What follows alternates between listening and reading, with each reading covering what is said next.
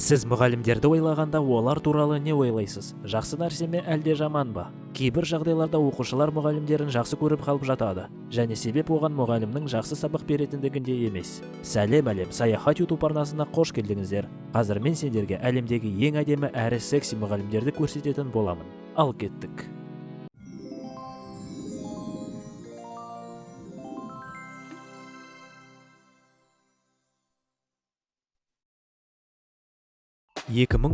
жылы Атлантадағы мектептердің бірінде айқай-шу орын алған, өйткені желіге бастауыш сыныптардың Патрис Браун деген мұғалімінің фотолары таратылған. Ол фотоларда Патрис әдепсіз күйінде бейнеленген. Осындай әйел балаларды неге үйрете алады деген комментариялар толып кеткен. Алайда Патристің жағына мектеп директоры тұрып оны қорғаған. Иә, мүмкін осы фотоларда оның сымбатты тұлғасы көрініп тұрған болар, алайда ол одан артық ештеңесін көрсетпейді деп жария еткен. Шынымен де өзіңіз қарап көріңіз, көйлектің ұзындығы қысқа деп айту қиын. Онымен қатар Патрис өте сыпайы, мейірімді және жақсы мұғалім, оны балалар жақсы көреді. Британиялық 23 жастағы Джемма Лейерт бастауыш мектептегі мұғалім лауазымынан босатылған. Барлығы да жақсы болып еді, алайда мектеп Джемма Лекси деген модалық үйдің беті болғанын біліп қойған. Ол модель болғандықтан әрине ішкі киіммен фотоларға түседі, алайда ондай қылығын мектеп орынсыз деп есептеп оны жұмыстан шығарып жіберіпті. Бірақ бір қызығы, Джемминың айтуы бойынша, ол жұмысқа орналасып жатқанда мектеп Джемми модель болып жұмыс істейтінін білген.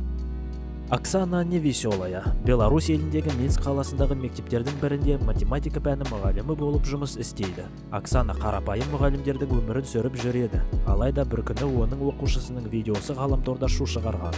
Бұл видеода Оксана қысқа сұр көйлекпен тақтаның алдында тұрып математикалық есептер шығаруда. Видео вирусқа айналған. Оксана жайлы барлық әлем сөйлей бастады. Басында оны 11-ші сынып оқушысы деп айтып жүрген, алайда ол нағыз мұғалім екеніне халық көз жеткізген. Бүткіл әлемге белгілі журналдар Daily Mail, The Sun, Mirror Оксананы ең жексі құмар мұғалім деп атады. Осы оқиғадан кейін Оксананың Инстаграмдағы парақшасына көптеген адамдар тіркеле бастаған. Біздің видеомыздың келесі батыры ер бала, және ол да математика пәнінің мұғалімі. Итальяндық Пьетро Босселли студенттерге математика пәнін үйретеді. Университетте ол модель және манекенші болып жұмыс істейтінін жасырып жүрген. Алайда бір уақытта оның студенттерінің бірі баннердағы модельдің беті оның мұғаліміне қатты ұқсайтынын байқап, баннерді фотоға түсіріп бәріне таратқан. Пьетро туралы бәрі біле бастаған. Бірінші уақытта ол қатты уайымдаған, алайда оның инстаграмына көптеген адамдар тіркелгеннен кейін ол керісінше қуанған. Өйткені адамдар оған көп назар аударып, әдемілік пен білім тіркесімен таңқалған.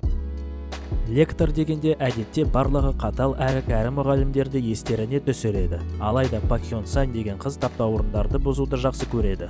Оны әлемдегі ең әдемі лектор деп атайды.